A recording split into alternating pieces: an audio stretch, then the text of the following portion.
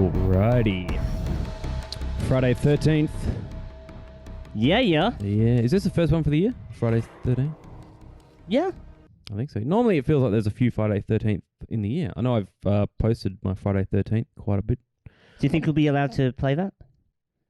What's that? Oh, I was about to say, it sounds like we're kicking off into a sci-fi horror movie. Yeah, that was the actual Friday 13th. Is that Friday 13th or was that night? No, Friday 13th. Yeah. Yeah.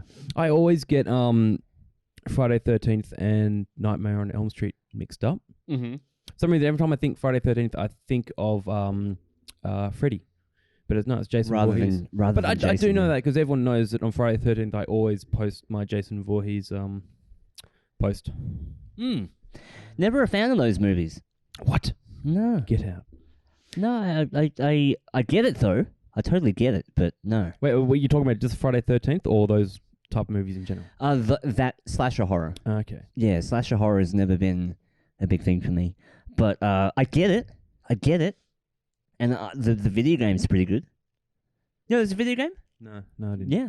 It's like an escape type video game, Friday the 13th. Yeah, Well, but Jason Voorhees has actually made appearances in Mortal Kombat, wasn't it? in the game, yeah. In the game, Mortal Yeah. Kombat. But they licensed a lot of stuff. Yeah. Like, they've even got, like, Terminator, Alien, all these different types of horror movies as characters that you can buy, yeah. But that's the thing, like, I don't know if it's just us that not paying attention, but like Jason Voorhees was also in Ready Player One. Yeah. He's actually like a very, very iconic horror slasher. Yeah. But he's not like the number one. Like people don't go to Jason. No, but he's well known. Or do they? I don't know. No, not really. I don't know. People tend to go for like, Freddy Krueger or like those. But I think they're all on par because they all came out in that same era of slasher horror movies, you know. The Midnight does have that song Jason, which is apparently a homage to Jason Voorhees. I don't know. I don't know if that's a rumor that the song's about Jason Voorhees. Sounds nothing like a Jason song. It would make sense. I mean, that's an 80s film, right? Yeah. But I don't know why. I don't know what the fascination with why 13 is so unlucky for some people. But I think a lot of it is through culture and even religion and history. Like 13 has been associated with bad luck for some reason. But I don't know. I'm trying whether or not that's like there's real power to that. Like if that's real, if 13 really does help. I mean, the people they don't even have a 13th floor on buildings. Like 13 is just things that people avoid. You know. Okay. Have I told my 13 story about my? Did I tell my trip thing? So well, down south there was a room, right? It was up north, right. up in Wolf Creek country, a small town called Three Springs, where we stayed at this the motel, which is just a bunch of dongers out the back, and they gave us the keys. Now, this is what freaked me out first is I felt like the girl there gave us room 7, but then she took room 7 back and gave us this other key. And I drew the short straw and I got room 13. Now, unbeknownst to me, like I went in, I picked the room, walked in, light wasn't working. Oh, great, obviously shitty room, small town. And then we're at the back having a few beers later on in the night, and the mate turns to me and says, see, the joke was first. Here we are, totally bad at telling stories. The joke was first that I got the spa room. So they're saying, oh yeah, you got the spa. And I didn't pick it up. For some reason I wasn't paying attention. And then we're sitting out the back and it's like, so Johnny, why is there no 13 on your door? And I'm like, what? It's like, yeah, no, go have a look. So I walked up, like it was just a small area, just a corridor. And the rooms went, 11, 12, spa, 14. Mm-hmm. And there was no 13 on the door. Yeah. And from that point, I started freaking out. And then I realized, that's right, the light doesn't work. And we had a bit of a night, and I couldn't sleep. I was paranoid that there was some fucking shit going on in this small Wolf Creek town with a room that had no 13 on the door. Yeah. Well, what's even crazier is that people that aren't superstitious or spiritual, still there's an innate human thing, like intuition, that people still don't want to stay in a room with bad vibes, right? Like you could go to the most atheist skeptic and then go, do you want to stay a night in the room where someone died? And even the most person that doesn't believe in any heebie-jeebie shit would still be like, no, I'm not going there. But I think everyone innately knows that there's bad energy that we can feel sometimes. And I think we've been tuned, or we've been, what do you call it? It's kind of been weeded out of us, that intuition of feeling a presence or a vibe. But you didn't feel anything in that room. Oh, fucking oath I did. Or was it just your own? Well, this is Was what it just yourself? No, this is what I was trying to work out. Like, if they had not pointed out that there was no 13 on the door, Yeah. would I have noticed? Would it have mattered? I would have just fallen asleep. But no, because they had put it in my head that there was no 13 on the door, and obviously there was a reason, or someone had a reason or a belief behind not putting a 13 on the door. I did not sleep that night. I did not. The 2 nights, I actually asked one of the other guys if they wanted to swap rooms. Yeah. I could not sleep in that room, and I refused to sort of go into that room. I had to get one of the... I posted some videos. I had to get one of the other guys to check out the room, because he's a bit of a spiritual guy, to tell me if he felt anything. No, seriously, I was freaked out. Also, I was listening to a podcast the whole way there, so my mind was already gone. About paranormal shit. But I was thinking, like, if they hadn't have brought it to my attention, would it have affected me the way it did? Well, I think your conscience is a big proponent on feeling the energy. And I think you could like implant a seed of doubt in someone, and then that spirals. And a lot of the fear is your own conscience like kind of working against you. But like you said, if no one said anything, you probably would have just jerked off and went to bed, right? Right, rather than staying up all night.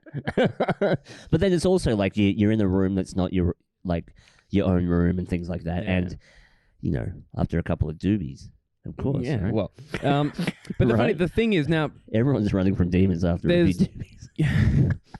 There's like, okay, so I actually in this apartment I haven't had for a while the night, where you wake up in the middle of the night and you feel like there's something in the darkness staring into your soul and you can't fucking move. Mm-hmm.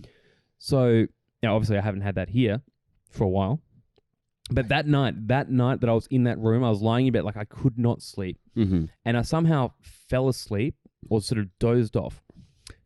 I opened my eyes, because there was no light, like the power in that room was broken, so there was no lights. I woke up just staring into this blackness, and I felt something fucking like looking at me. That I was lying in bed saying, fuck off, fuck off, fuck off. Like seriously, just like, I don't know what it was. Like I was probably that fucked, but it was regardless of whether it was, something real or something in my mind, it was fucking terrifying. Yeah. The feeling that I had inside me was fucking terrifying. Well, and it also goes into that idea that a lot of like spiritual activity needs it kind of depending on what the entity is, and this is if you believe in the ghost thing, that the whole idea that fear energizes it. You know what I mean? So the more you doubt, you can actually like pull something into that room. But that's a common one, actually. Sleep paralysis and the idea that someone is watching you is really common, especially after waking up suddenly, or people get it when they're sick or like traveling.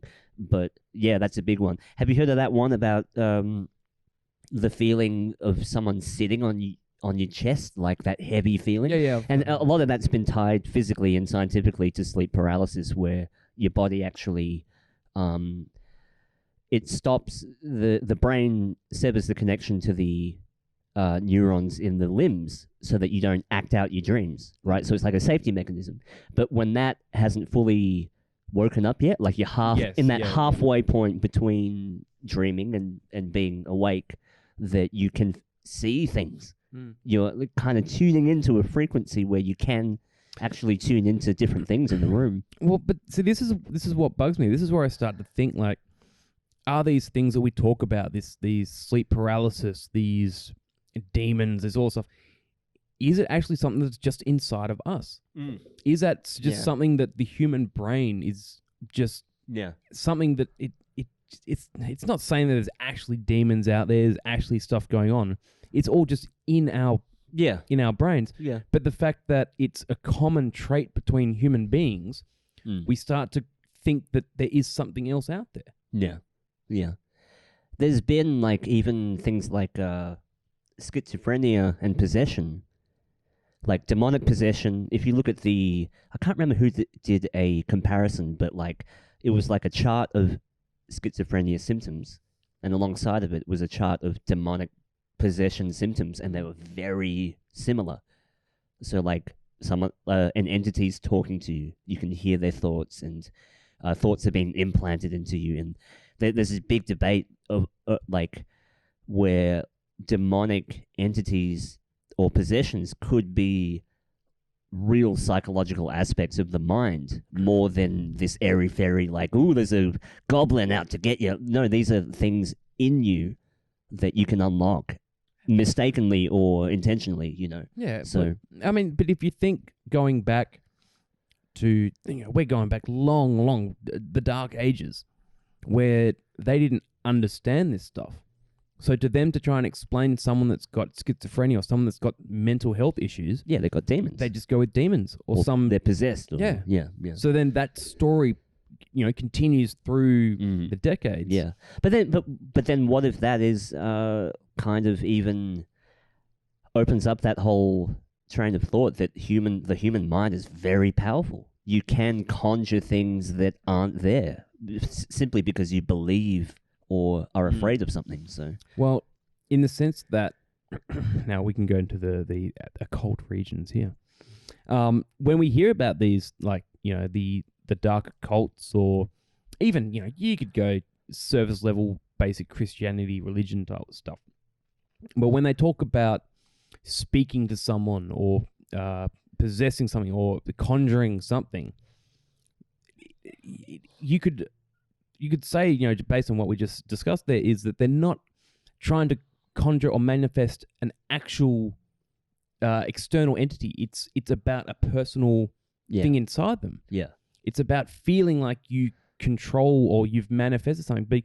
Because if we've just said that it's all in the mind and it's all about the way the human brain works, well then you can't say you've just conjured a demon, but in your own body, in your own brain. Yeah. And if there's people out there that believe that they can manifest this stuff through their own bodies and the way that they think, the way that they feel,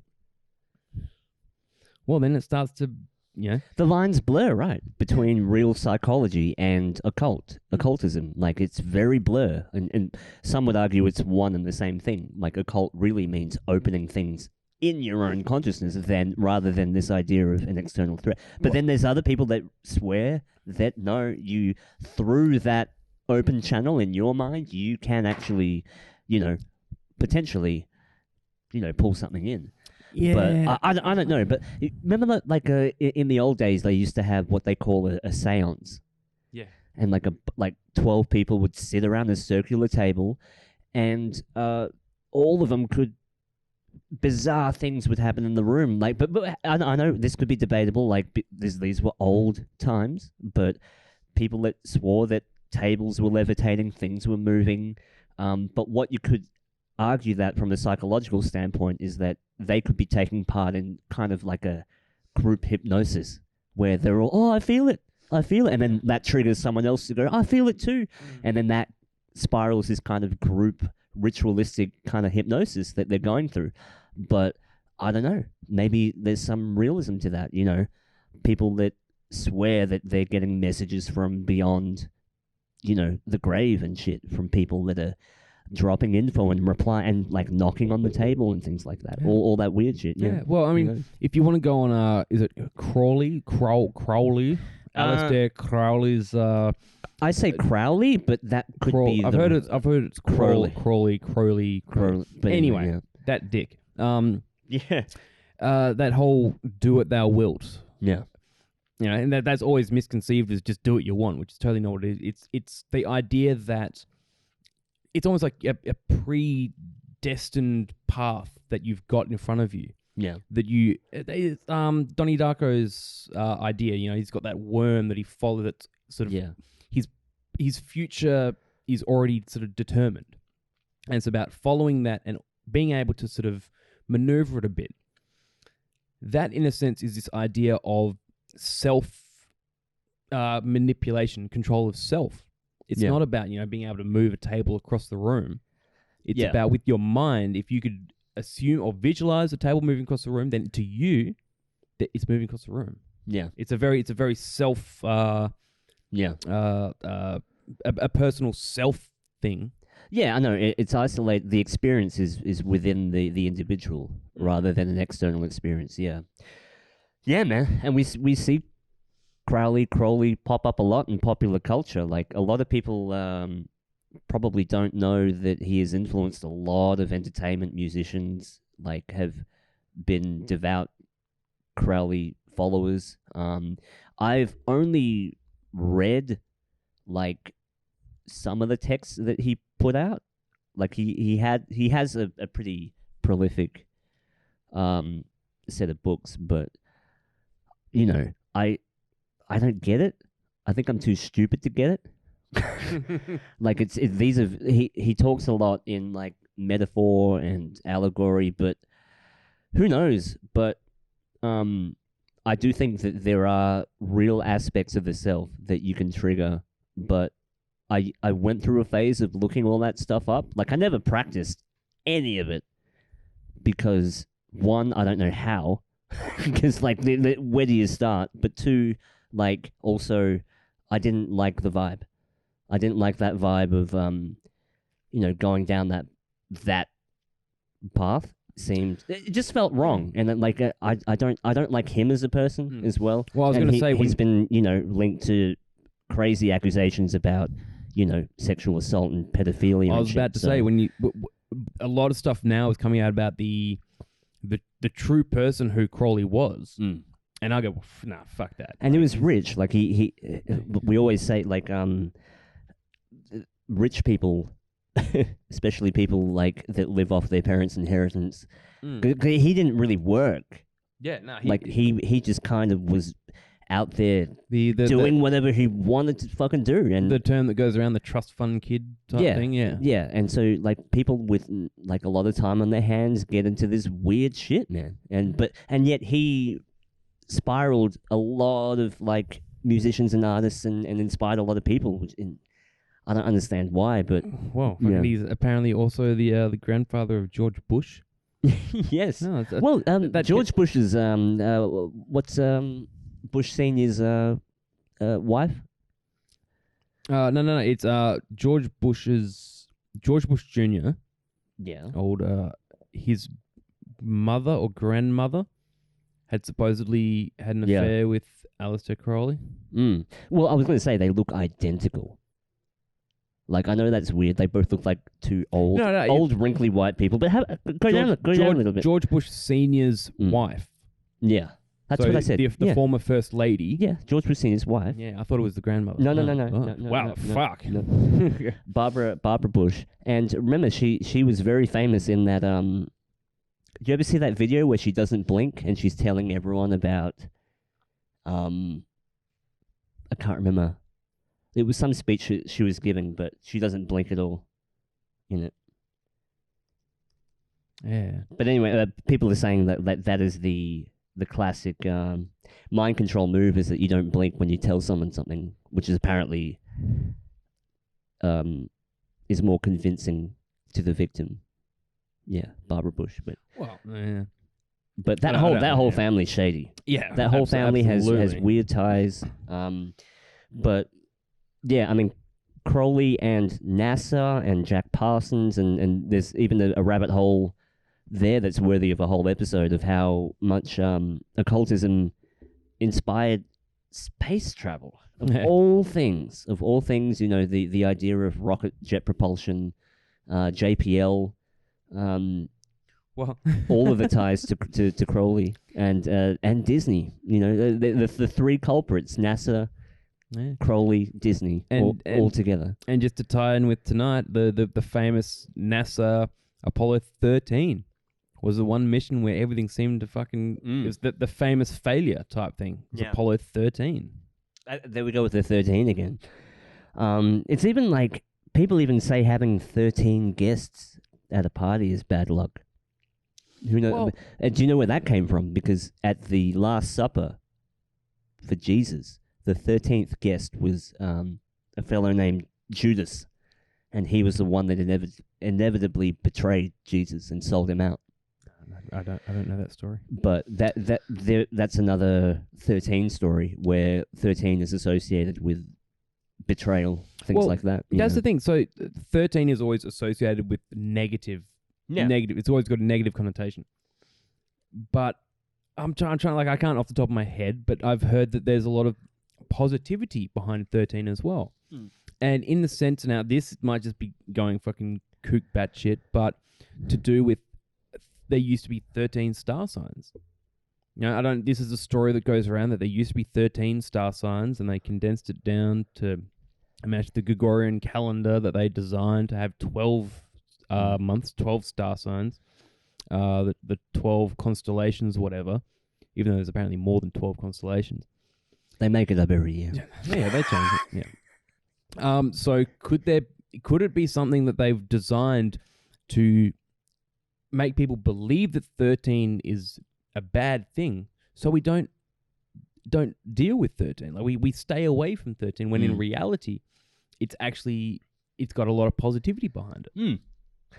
Yeah, it could all just be cultural, almost like a cultural manipulation of the idea of 13. The 13 zodiac signs and their dates.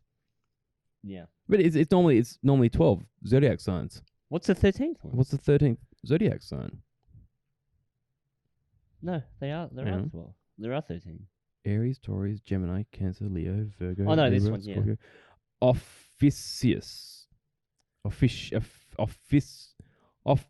Ophiuchus. I can't pronounce that. Ophiuchus. Ophiuchus, something like that. Which is November 30th to December 17th. And of course, if NASA throws it in, we'll have to take their word for it. Which it's fire and Jupiter, pretty much the same as Sagittarius. Yeah. So apparently, that's sounding very sort of kooky, conspiracy tarot shit there.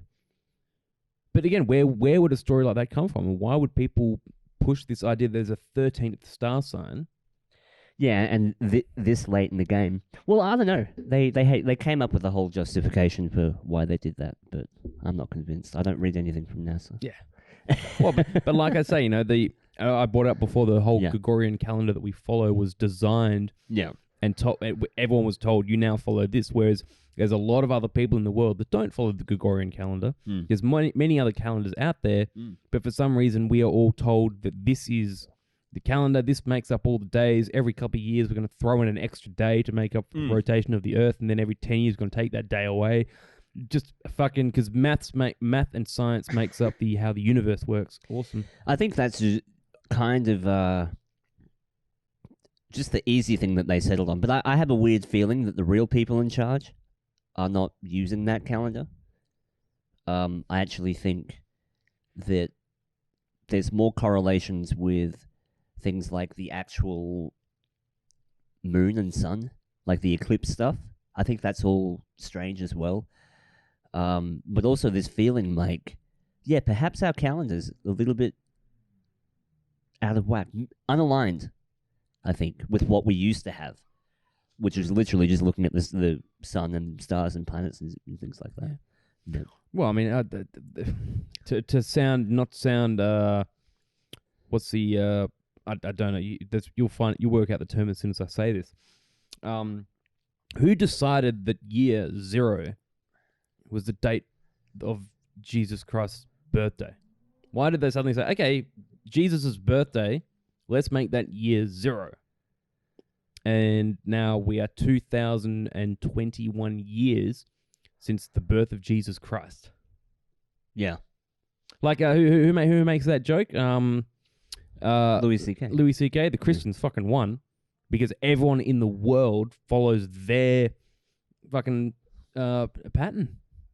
Yeah, well, their calendar of time and how long things are. Yeah, time is a fucking.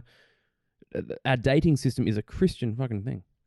Yeah, I'm not saying anything bad about that. I'm just saying that's what it is. It's how it fell. Yeah, and then no one really questioned it. Yeah, I think I think our whole sense of time and everything it's crazy when you think about how much is a human constructed perspective. Like even how long our years are. I think that's a lot of control to make you think of time as a certain length. That's a lot of power. Well, you know how you say that you think the days and the years are getting shorter. Like it feels like things are going quicker. Like, well, we both say that. I'm not saying you say that, but we were almost, this year 2021 is almost over. We're towards the end of it now, and it feels like it's a quick year. But I personally don't equate that to the actual time of the supposed rotation of the Earth around the sun changing, even though it does. It is speeding up, and it is all that science shit. But is it us as well? Are we? Is the way we're living, the way we're thinking? We're kind of like, I don't know if it's that whole thing. Time flies when you're having fun, and we're currently enjoying everything. Well, I am. As much fucking chaos and shit that I put up with, I'm fucking loving it. I'm loving life, and it's going so quickly. Rather than you get probably a lot of people's like sort of like, oh, the year's taking forever. I haven't actually spoken to anyone that feels like the year's taking forever. Well, yeah. I mean, if you were to speak to someone that is suffering or in pain, they would probably go, "This year's fucked," and it really is perspective and I guess our own experience. But I mean, on a deeper level, though, I do feel like even seasons and weather and things like that are changing. Well, now, there's a lot of factors involved in that. I'm not getting into the weather, but I will, because apparently humans are the blame. Like the front cover of our West Australian paper was just said humans, like it's a list like just humans everywhere as the unequivocal evidence that we are the cause of climate change. Okay, yeah, we're unequivocal, whatever the fuck that word means. I didn't look it up. We contribute to it, but you can't dismiss the way that if we talk about the universe and how the Earth rotates around the sun rotates throughout the solar system, and the solar system rotates throughout the fucking universe, up and down, spiraling thing. Don't say a word about this. And to say that we are going to continue with the same weather patterns naturally till the end of time, the sun itself is expanding. The moon is moving further away from the Earth. These massive, massive, massive universal forces are affecting our planet. Yet we are being blamed. Human beings are now being openly blamed for the climate changing. Yeah. Now, I'm not saying that we are not contributing. We are definitely contributing. But to dismiss the fact of all this big shit, if they're going to push all this science universe shit, consider that stuff as well. But at the end of the day, if it's these big corporations that are, all their manufacturing that's pumping all this shit into the air. We didn't have a say in that. We didn't have... We don't have a... all we do is everything trickles down to us, and we eat and we poop and we jerk off, we watch Netflix and we buy shit. And that's all the consumer does. So this whole guilt about how you are living your life, driving your car, I am more concerned with what's your solution? Yeah. No, but the solution is to make us pay for it. To make us pay more money, to tax us as consumers. That's my only issue. For the industries that are causing the problem. That's my only issue with the whole debate. Yes, okay, fine. I'm on board if you care. I care too about the planet. But what do you propose that is not, where the answer is not more big government, more tax, more things that you got to pay a higher premium for, more guilt about you existing as I'm going to say this now. Now, anyone's going to argue about if Tesla and electric cars, that yes, the building of the lithium batteries themselves can cause as much damage in the manufacturing process as any coal. So, but ignore that. If I could buy an electric vehicle for the price of buying like a new Mazda 3, I would buy it. But I cannot, because a new Tesla, an electric car like that, costs almost a fucking Ferrari. So myself, personally, I cannot afford to that. Therefore, the only way that I can continue to have my vehicle, which allows me to get to work and back, is to use fuel. Now, these companies are so built on wanting to build profit for themselves, so to line their own pockets. So they make these cars, they make these products that people cannot afford, that only a small percentage of people can afford, and everyone else still has to consume all the shit. And then they make us pay for it. If we could afford that, if they could provide us with those same products for an affordable price without being so fucking greedy about lining their own pockets and making profit for themselves, then sure, you'd have a lot more people driving electric vehicles, and we could be a bit cleaner. Yeah. It's an age-old tale. The bottom rung pay for everything. Yeah. The bottom rung of society are being left with the guilt about who they are and the fact that they can't rise to a certain socio-economic platform to be able to buy that shit. It's the system that is in place is the corporations, these big businesses, they're the ones that are causing. They are the ones that are producing the, first of all, a lot of the climate issues with their manufacturing, and then by producing products that also contribute to this climate change. So why make the consumer responsible and have to pay for it, which still allows those companies to profit and churn out their same shit, when you should go straight after those companies and say, look, you've made enough money for yourself. You've lined your pockets enough. Use that money to make products and make your manufacturing greener so we can save the planet. Because if you're saying that humans are responsible, blame the people that are causing the fucking problem. Yeah. And there are there are companies that you could say are trying to go green, are trying to close the loop, are trying to make manufacturing more ethical, things like that. But inevitably, I feel like the real culprits of this contribution to the so-called climate change, they're not really being held accountable. And that's why I'm worried that it's all going to trickle back down into, well, we just got to pay more. And settle for less. Settle for less. Use less products. Somehow it's our fault. Why would a company like British Petroleum or Chevron or any of these companies that produce fossil fuels that make all their money, and these guys are fucking billionaires, they could buy everyone a fucking Tesla and not worry about it. Why would they trade in and get rid of the system that makes them money to allow everyone else to have a greener planet and live longer? Why would they do that?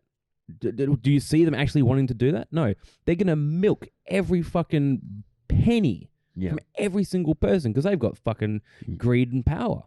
Then they'll come out with the greeny shit that inevitably will cost more. Yeah, once they found a way to profit off that. Exactly. And it becomes the same shit. That's why I think it's what we're really seeing in the whole climate. Like, I think everyone that's on board with this climate thing, you're heading in the right direction. You're noticing that there is a noticeable oligarchy, that the top 10 companies that emit the most, there's a common thread.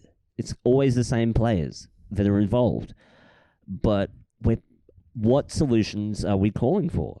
That's why it's like, I don't get it when the West Australian is, can we bring up a photo of that? Like, not now, but like later. I'll put it up in the podcast. Because it's like, that to me is just straight up, fear propaganda. I just want to keep going. I'm gonna. What I actually want to know. I'm doing some my dumb maths here. I want to know. Just 'cause I chose a company, Porsche, because Porsche are now making electric vehicles now, and I love Porsche.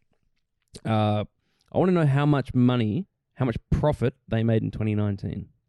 They produced 274,000 vehicles in the reporting year. This is 2019, apparently. It increased by 2.2% year on year. Porsche automotive sales revenue rose by 10.1% to 26.1 billion euros in 2019. Now, if you're telling me that 26.1 billion euros apparently profit revenue cannot buy everyone on the planet an electric vehicle,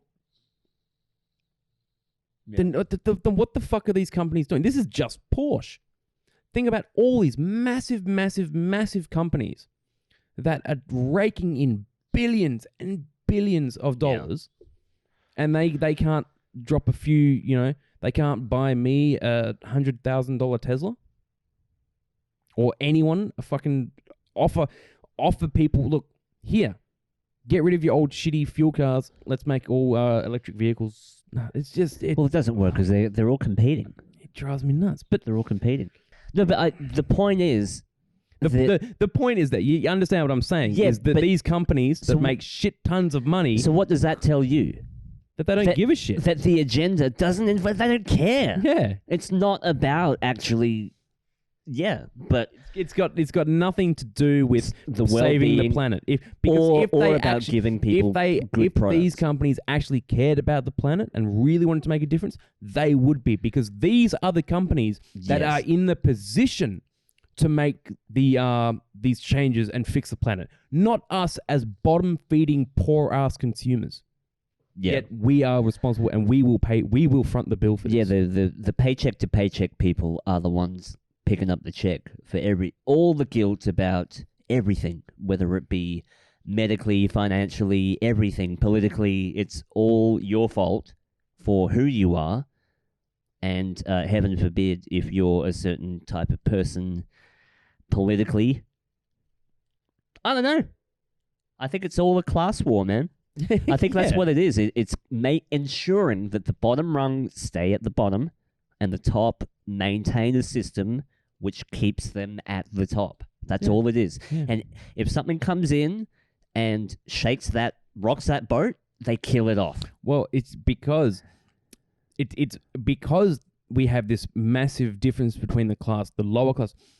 The equivalent of a homeless person on the street in the opposite end of the spectrum is a fucking secret Dark Lord master living up in his 100-foot New York penthouse apartment. You know, those hidden masters that control these companies, that have the say, that never see the light of day, metaphorically. And we don't know their names. Well, physically as well, maybe. No, we don't know who they are. No. They don't exist in the real world, yet they have so much power and control and money. Now, why would these people want to make a level playing field where No. you and I No. could, you know, be rubbing shoulders with these people? Like, you They can't. don't. No, They don't. that is never going to happen. And if they do appear to be doing that, it's because they've managed to control that market. That's why it shits me when I see Shell, a petroleum industry, talking about equality and LGBTQ. It's like, get fucked. Yeah. It doesn't matter what I think of these groups. It's that don't pander. Don't insult my intelligence by pretending that you care about the common man. That is a pile of bullshit. Because if they And cared people about, are falling for it. if they cared for the common man, they wouldn't be charging almost $2 a fucking liter on fuel. I mean, that's why. You know, I've had people like, I don't like groups. I don't like groups that give themselves a name with a fucking acronym. I don't care whether if you're part of a gun club or LGBT. I don't care what the group is, because in my opinion, any group that is being allowed to be at the forefront of these corporations, they're compromised. These are not real groups. Yeah. These are not real organic groups. Or they were, and then they get co-opted because they're a threat. Absolutely. And I think it makes me sick when I see corporations who are worried about lining their pockets, like we said, pretending to care about, we want to diversify, equality, like, we want all types of people working for it. Yeah, you want slaves of every race and demographic. That's what you want. Yeah. You don't want equality. You just want a slave from every race. Mm-hmm. That's all you want. Mm-hmm. And we've spoken about this before. I don't know if it's a tangent. I feel like it's relevant. Capitalism is fucking awesome. Capitalism works. Capitalism allows people to thrive in any field they want. If you want to start a small business, you can start a small business, and you can build yourself up to be a massive corporation. That's allowed. That's what allows people to do that. However, we have these monopoly laws, apparently, which prevent someone from saying that someone can't do that. Like a clothing company, you can start a clothing company and compete against every other clothing company. And there's no monopoly laws that says one clothing company can stop you from starting a clothing company.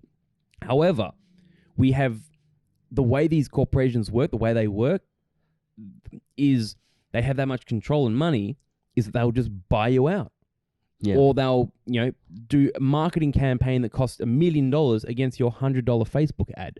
Yeah. So it's not like they're preventing people from thriving in a capitalist society, but it's not saying that it's not it's not working. Yeah. Like you said, you said before, it's the oligarchy. It is these people at the top that have built themselves into the system of control. Yeah. And a lot of them have come from a background of wealth that stamps naturally muscles out the bottom rung that are trying to organically grow. They can't really have any real competition because these people are muscling people out. Like, so I don't have anything against, I used to be, when I was an idiot, fucking muso in my early 20s. I'm still a muso. I shouldn't say that. I'm still a muso. No disrespect. But that I was like, yeah, do you know what the problem is? It's money and capitalism, man. And then as I got older, I'm like, actually, that's not the problem. Because it's just that you weren't motivated enough to get off your ass and do something about it. No, because money and capitalism enables a band to make $1 million off a record. That's capitalism. Yes. Right?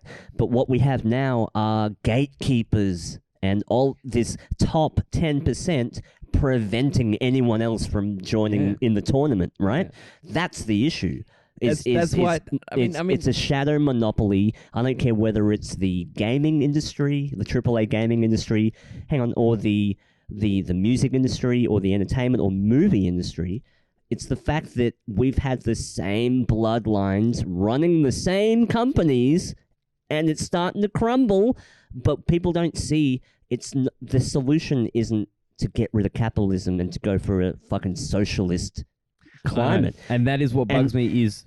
What bugs me, real last thing, is people in that creative sector, artists, musicians, entertainers, calling for this socialist climate. That's what I was about to say. Which is undermining their own ability to make $1 off their own album. It's the fucking sour grapes argument. It is because you... It's the Twilight Zone. Yeah. So, people making money's the problem. No, motherfucker. It's the monopoly's the problem. Yeah. It's like people feel like they can't make it because of all these big corporations. So rather than actually try and put the effort and the time and money in to build their own thing, they just complain about, oh no, the system's broken. Yeah. Well, it's not the system, buddy. It's you. Yes. And I just want to say, like, I have stooped to that as well. I always say that the system's broken, but it's not broken in the way that you're seeing it's broken. Yeah. There's a higher level of why it's broken, and that is because of the gatekeepers, right? Yeah, the ones that are performing their ritual magic up in the top floors of literally penthouse apartments. Yeah. That's how they that's how they protect their profits, baby. Black magic. Opening up their portals. But that's why, like, the solution to this whole capitalism money thing is not to socialize everything and to go, well, maybe if one guy's getting a really big piece of pie, maybe all of us should settle for like a little slice of a pie. And like, that's not the solution. No. That is because the road that goes down is more control and more more of a homogenized. I always use that word, and I'm sick of it as well. But you're actually diluting culture. You're not enabling someone to stand up the front and really rock the boat. You're getting a bunch of subservient people all on Centrelink, like me. The person cutting the pie is not going to divvy up his own slice. He's going to cut his own slice of pie and divvy up the rest. And then that doesn't become this sort of equality, we're all on the same level. No, we are all on the same level that is, like you said, down the bottom. That's the thing. And all these people that are cutting the pie continue to sit up on their big fucking cocks up in space. And even worse, they won't even show you the pie that they're cutting. Yeah. You're just going to assume that it's all there. But that's the thing. It's like... all of us settling for less is not freedom. It's not actual equality. What it means is we're all going to succumb to the same fucking rules and prison planet which we're all building. Like, everyone's going to be on that lower rung. And I'm like, that's not the solution either. That's why I think what we're seeing in America is the final battle of the person that wants to be free and liberated, and Yeah, well, and this groupthink yeah, well, virus that's happening. Fuck now. America! Look what's happening in Australia. Mm. And like I argue, and I've had this discussion with people as well. Is when it comes to this whole equality and wanting everyone to be treated the same, we don't try to bring the lower people up to our level. It's about bringing those upper people. We bring people down. Yeah. We try to bring people down to that level because the people at the bottom can't find the will to bring themselves up. And that's what you'll find is that a lot of people have no desire to actually elevate people around them and really sit and connect. Mm-hmm. But they want to pull the people down to their level. To like if you're it's basically saying, hey, look, if we're getting treated shitty, everyone should be treated. Everyone should be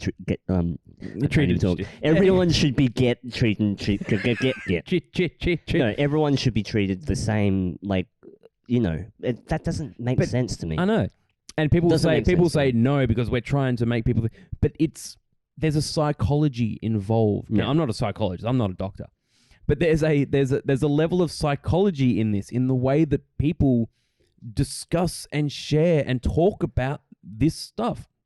And when you are pushing, and I feel like, in a way we are kind of doing the same, but I like to say that we are coming from this positive love. We want people to thrive. I want people to thrive. I want people to be better.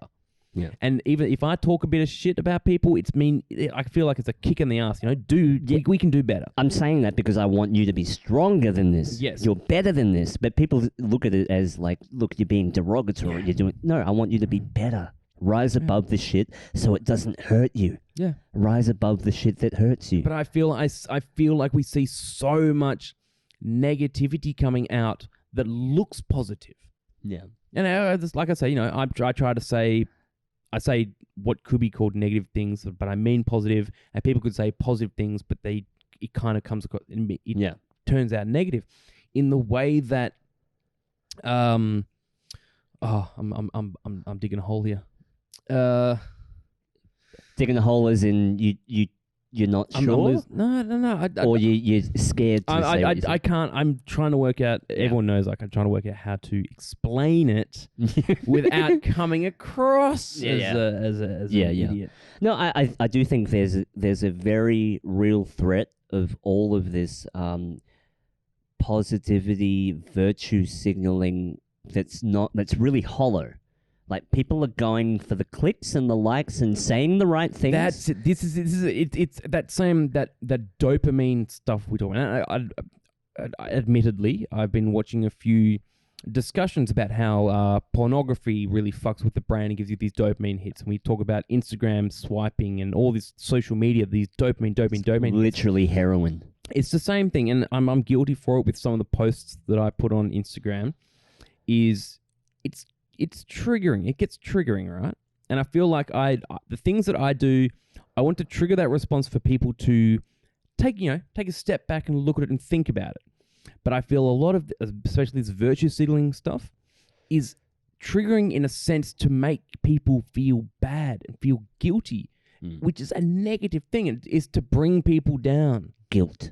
It's guilt based tripping. on guilt, and that I've said this before. I think being virtuous is not necessarily bad, but if your intention when you show yourself doing an act that you think you deserve a pat on the back for, and you're projecting that out, to me, there's no merit in that. There's nothing of substance in that. And like you said, it backfires by making people feel bad that they're not doing enough or they're not part of that. And that's it. I know we're on our side, or I'm on my side trying to do the same thing, you could argue, but I'm coming from a place of pure love and I want you to wake up type thing. Yes. Not I want you to feel bad because you're making people feel bad because they don't know enough about conspiracies. No, I'm trying to drop a little nugget that might click and then leads you on a path to liberating yourself from this prison. I don't want you. I don't want to talk down to you that you don't know enough about these. No, it's not about that. We're trying to, especially here. I know we said we wouldn't talk about the podcast, but fuck it. We're trying to synthesize and show that two different people can still connect and converse, and no matter how edgy or controversial the topic is, right? And I feel like that's, I don't know where I was going with that. But did you feel me? Yeah, I feel like we are fighting a war. It is a war. It feels like a war. Yeah. I'm trying to rally the troops. Yeah. You know, I have no military background, but I'm trying to rally the troops. Yeah. I'm not actually saying that we're going to start a war and fight things. Metaphorically, No, you're getting people thinking and talk. I'm not inciting a riot on the Capitol. Although that's the sad thing is people will associate. People go straight for that. Oh, he's trying to fucking do it. Like, whatever. Yeah. Fucking whatever. But that's why it's always the yin and the yang. I feel like a lot of that pseudo virtue, we're doing the right thing, is actually negative on people, and the people on the other side that might say the things that you hate or are offended by, they're actually trying to do the right thing by waking you up and unlocking you and liberating you from that prison of feeling guilty all the time, you know. All right, I wonder how many negative demons we just conjured with our energy just then.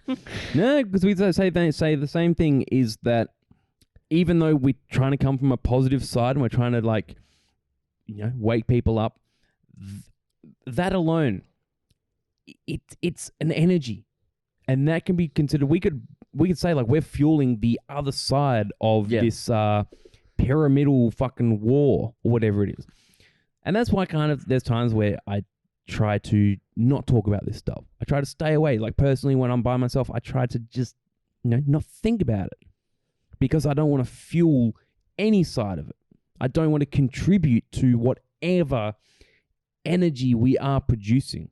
Now, that's another thing, is I'm not saying that we're conjuring demons out over in the hallway there, but in our own personal sense, like, I'm a very firm believer that our human bodies create an energy field. That we are, I'm crazy. But there is something that the human body does create. And even if we feel like we're talking about positive stuff, we've just put a lot of fucking energy out there. And I'm feeling it right now. We are putting energy. And, you know, Well, you got to be careful. You got to be considerate, absolutely. But at the same time, I'm a big believer that you also can't dilute your message if you feel that way. And there are articulate, intelligent ways to discuss it. And sometimes we don't get it right. Sometimes I stumble and go into that low vibration, fear, yelling type stuff. Sometimes I get my numbers wrong. But, you know, we're all human, but I think I know my intentions and where they lie. All I can do is do my best to try and distill it into a little crystal that I can put out into the content. But sometimes it's not going to work. Yeah. But I know that it's we're trying to wake up. I know that's very cliche to hear that whole wake up thing, but we're trying to maybe not only wake up and inspire, but, like, I feel like if we put our neck on the chopping block first, that maybe someone out there can hear it and go, well, I'm going to do my thing in my own way, even if it's the polar opposite to the things that we're talking about, you know? I don't know. There's two things that have always sort of sit in my mind, that things that I've heard, I could have read them on a meme. Because at the end of the day, people say, oh, you know, you can't get your information from a meme. But in reality, it's not about the meme. It's about, you know, a picture says 1,000 words. That's the saying that I come from an artistic background where a picture means 1,000 words. And there's a lot of things out there that you go, okay, that, you know, take away the sense that it's a fucking meme on Instagram, but it does have a thing. The two things that I've seen that I sort of put in my head now is, I'm done trying to wake the sheep, and I feel like I want to wake the lions. You know? That people saying, like, you know, you can't wake the sheep. It's time to wake the sleeping lions, because the sheep are done. The other one is I don't, and that wasn't actually a meme, I heard it on another podcast, is it's no longer about trying to save everyone else. You got to save yourself. Yeah. And that's where I get to the point now is sometimes I'm just done trying to help other people because I need to start helping myself. You need balance. Mm-hmm. There's no point talking about all this stuff and not taking care of yourself and the people around you. And it's very easy, especially in the topics that we talk about, to really, it's exhausting, for one. Not only that, but you've got to deal with the social implications as well, losing friends, all of that stuff. But there's a balance. And I think as long as, I've learned anyway, that as long as I'm, trying to stay balanced and taking care of myself, I have a lot of stamina. I just have a lot of stamina for this stuff. And some people don't. Yeah. Some people, I get it. You don't want this stuff to creep into your life because it affects your real life, your relationship and your work. But for me, I don't have those things. So I'm going to go head first into this. There's who better to do it than someone like... I was talking to someone today, and what was it that he said? How do I say it without saying that? Like talking to a brick wall. The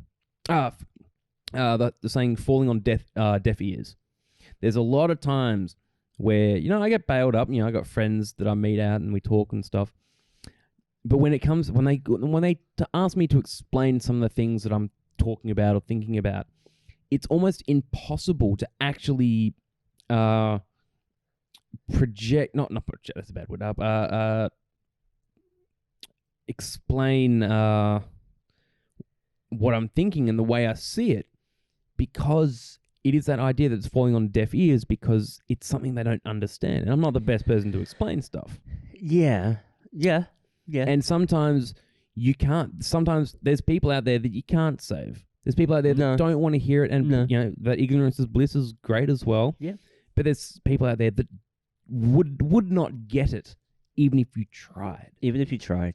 Not only that, but there's that old metaphor in my head. Like you could literally show someone proof and be chasing them as they run away because they don't want to hear it. Like some people do not want to hear what you have to say. And it's a real thing called cognitive dissonance, and a lot of people have it. It's when you're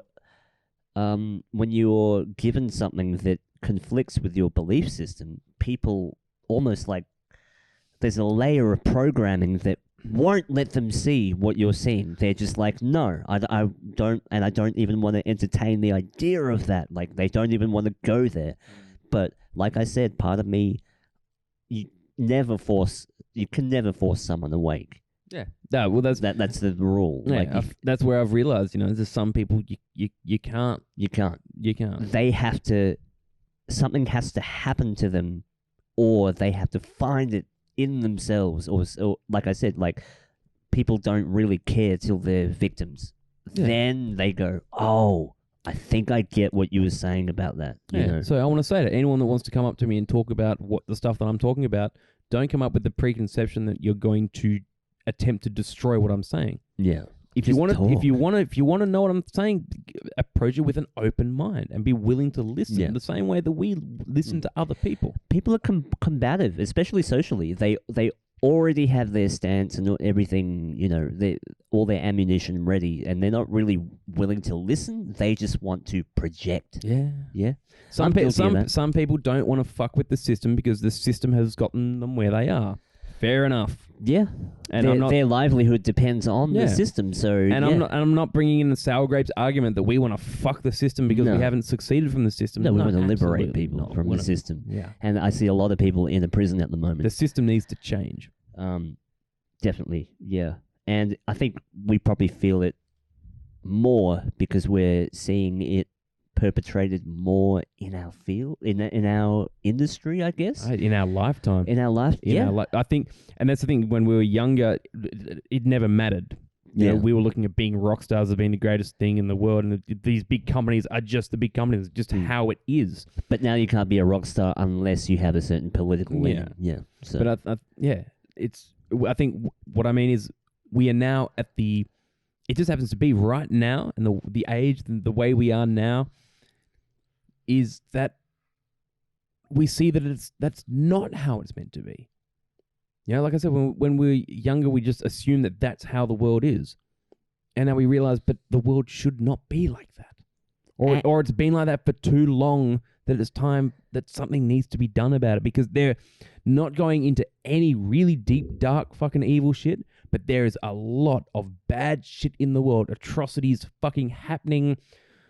I'm not even going to touch any of the very personal stuff. But there's a lot of bad shit happening in the world that people want to turn a blind eye to, and people want to put under the rug because they don't want it. That it's almost like they don't care. But if you don't care about it, then are you guilty as well? I don't know how that works. But you can't just turn your back on these problems and then complain that other people are the problem. No. Shot? Yeah. Wow, that went dark. No, Friday. No, not dark. Friday 13th. It didn't go that dark. It wasn't dark. But I don't know. What's our Jerry Springer? What is it? What's that? How he does a final thought with Jerry Springer. Final thought with Jerry. Fuck the system. No. Let's go. I don't know. Why? We'll edit that out. Having fun. Leave number 13 alone, I think. Should that be a No. final thought? I think we need to embrace 13 more. I think that's probably the problem, is that we've been shying away from 13 and looking at that in a negative light. Why not turn it around? Why not start looking at the positivity behind 13? You look at a lot, and I'm not going to mention what they are, but we see a lot of numbers and symbols that have and had very, very, very positive meanings. But somewhere down the line through the system, they suddenly became negative. And everything about them, and everything about even systems of government, we look in a very, very, very negative way. When in reality, there's a positive side to some of this stuff as well.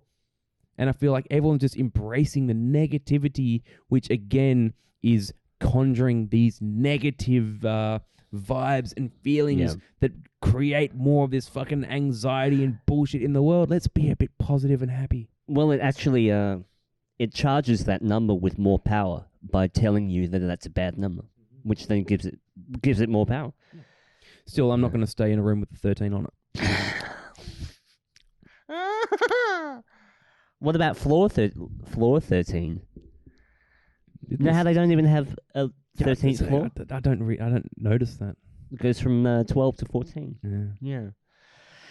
Anyway, I hope everyone enjoyed that episode. What's next? We got a lot of stuff in the works. I think we just stop saying that and just do it. Like, we keep saying it, but we don't do it. But we do, and we are working. Well, you got to create hype for what's coming. I want people to hit us up on our Instagram, Mission Control Podcast. You can throw us up on YouTube on your way to work on the train. Mission Control Podcast. On the train. Spotify, Apple Podcasts.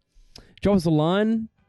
It's DM. Slip into our DMs. Slip into our DMs. I'll be more than happy to respond. What the? I don't know. I don't know where I'm going. I'm trying to be smooth. Thanks, guys. Thank you.